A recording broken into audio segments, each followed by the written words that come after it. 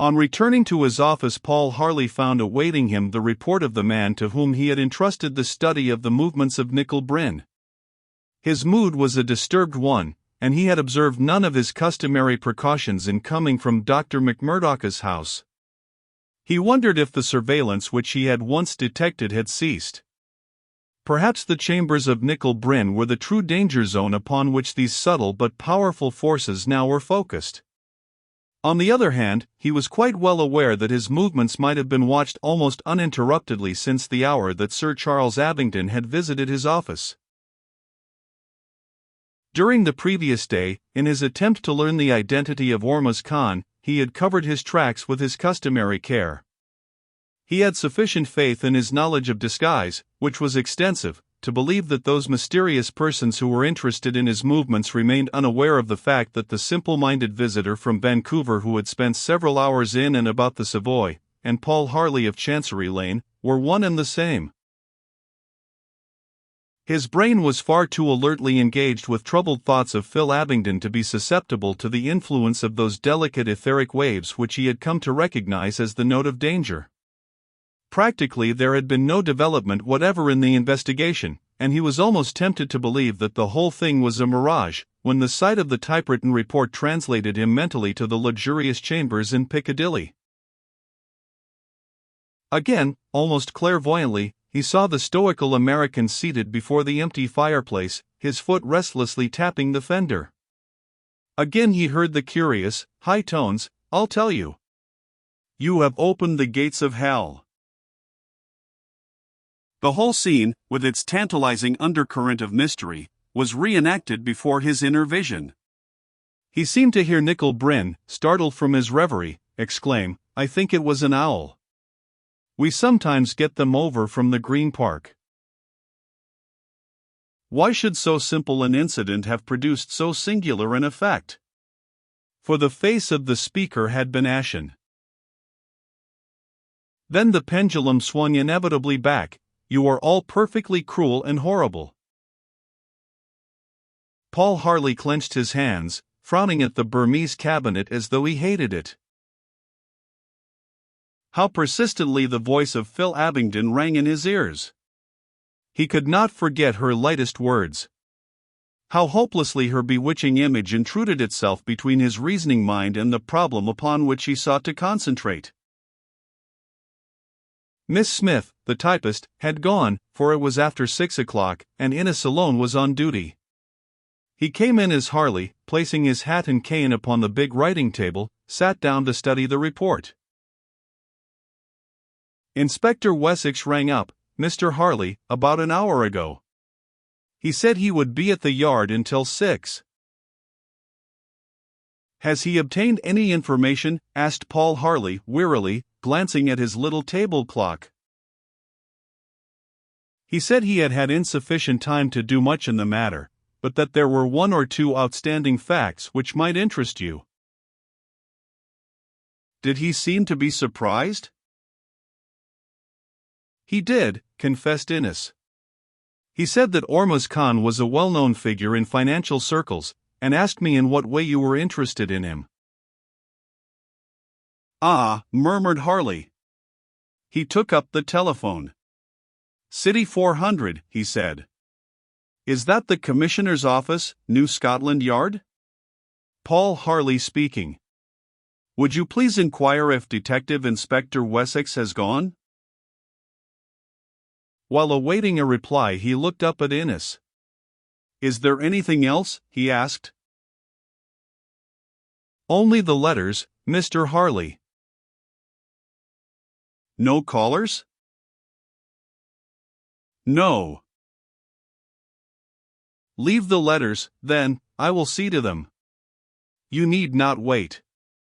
A moment later, as his secretary bade him good night and went out of the office. "Hello," said Harley, speaking into the mouthpiece. "The inspector has gone? Perhaps you would ask him to ring me up in the morning." He replaced the receiver on the hook. Resting his chin in his hands, he began to read from the typewritten pages before him. His assistant's report was conceived as follows. Mr. Nickel Bryn of Raleigh House, Piccadilly, W.I. Mr. Nickel Bryn is an American citizen, born at Cincinnati, Ohio, February 15, 1884. He is the son of John Nicholas Bryn of the same city, founder of the firm of J. Nicholas Bryn, Incorporated, later reconstituted under the style of Bryn's Universal Electric Supply Corporation. Nickel Bryn is a graduate of Harvard. He has traveled extensively in nearly all parts of the world and has access to the best society of Europe and America. He has a reputation for eccentricity, has won numerous sporting events as a gentleman rider, was the first airman to fly over the Rockies, took part in the Uruguay Rebellion of 1904, and held the rank of lieutenant colonel of field artillery with the American forces during the Great War. He has published a work on big game and has contributed numerous travel articles to American periodicals. On the death of Mr. Bryn, Sr., in 1914, he inherited an enormous fortune and a preponderating influence in the BUESC. He has never taken any active part in conduct of the concern, but has lived a restless and wandering life in various parts of the world. Mr. Nickel Bryn is a confirmed bachelor. I have been unable to find that he has ever taken the slightest interest in any woman other than his mother throughout his career. Mrs. J. Nicholas Bryn is still living in Cincinnati, and there is said to be a strong bond of affection between mother and son. His movements on yesterday, June 4, 1921, were as follows. He came out of his chambers at 8 o'clock and rode for an hour in the park, when he returned and remained indoors until midday. He then drove to the Carlton, where he lunched with the Foreign Secretary, with whom he remained engaged in earnest conversation until 10 minutes to 3. The Right Honourable gentleman proceeded to the House of Commons and Mr. Bryn to an auction at Christie's. He bought 2 oil paintings. He then returned to his chambers and did not reappear again until 7 o'clock. He dined alone at a small and unfashionable restaurant in Soho, went on to his box at Covent Garden, where he remained for an hour, also alone, and then went home. He had no callers throughout the day. Deliberately, Paul Harley had read the report, only removing his hand from his chin to turn over the pages. Now from the cabinet at his elbow he took out his tin of tobacco and, filling and lighting a pipe, lay back, eyes half closed, considering what he had learned respecting Nickel Bryn. That he was concerned in the death of Sir Charles Abington he did not believe for a moment, but that this elusive case, which upon investigation only seemed the more obscure, was nevertheless a case of deliberate murder he was as firmly convinced as ever. Of the identity of the murderer, of his motive, he had not the haziest idea, but that the cloud which he had pictured as overhanging the life of the late Sir Charles was a reality and not a myth of the imagination he became more completely convinced with each new failure to pick up a clue. He found himself helplessly tied. In which direction should he move and to what end? Inclination prompted him in one direction, common sense held him back.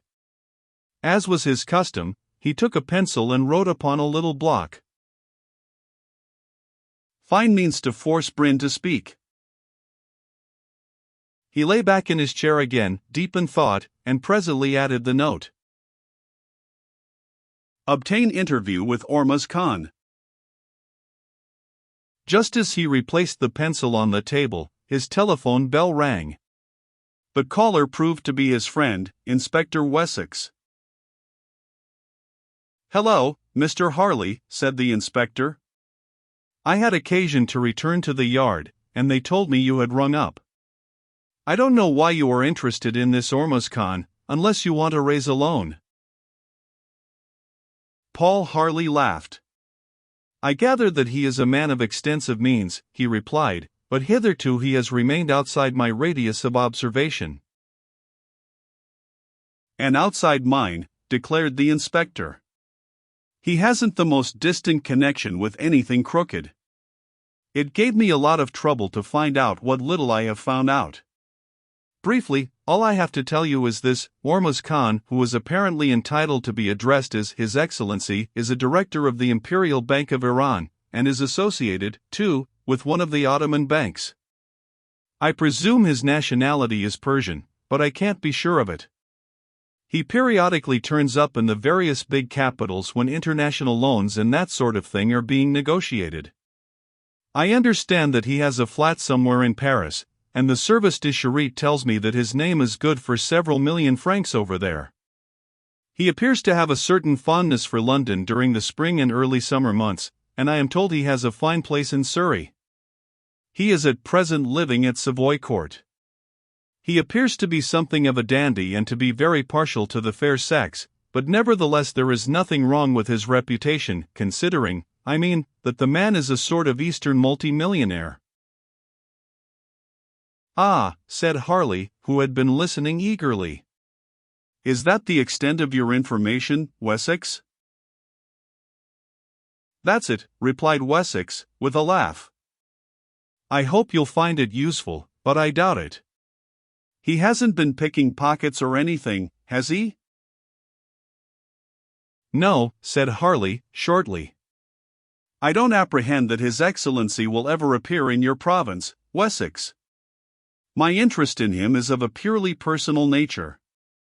Thanks for all the trouble you have taken. Paul Harley began to pace the office. From a professional point of view the information was uninteresting enough, but from another point of view it had awakened again that impotent anger which he had too often experienced in these recent, strangely restless days. At all costs he must see Ormuz Khan, although how he was to obtain access to this man who apparently never left his private apartments, if the day of his vigil at the Savoy had been a typical one, he failed to imagine. Nevertheless, pausing at the table, he again took up his pencil, and to the note "obtain interview with Ormuz Khan" he added the one word, underlined. Tomorrow.